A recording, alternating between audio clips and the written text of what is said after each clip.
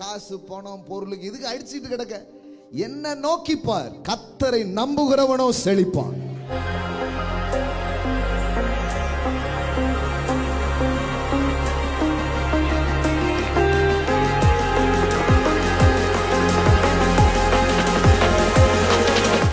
கல்ல தலையணையா வச்சு படுத்திருக்கிறான் யாக்கோபு. எங்க போறதுன்னு வழி தெரியல.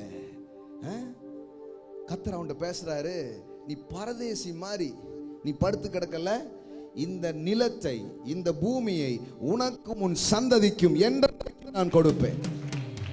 ஆமே ஆமே. ஏங்க, அண்ணனை ஏமாத்திட்டு ஒருத்த வந்து படுத்து கிடக்கான், ஏமாத்துக்காரன். நமக்கு தெரிஞ்ச கர்த்தனா இருந்தா அவர் எப்படி பேசணும்?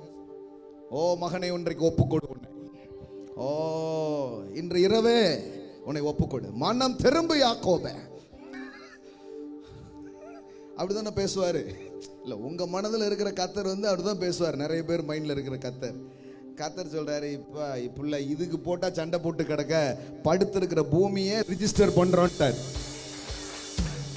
ஆமா, என்ன பெரிய நிலம் இதுக்கா?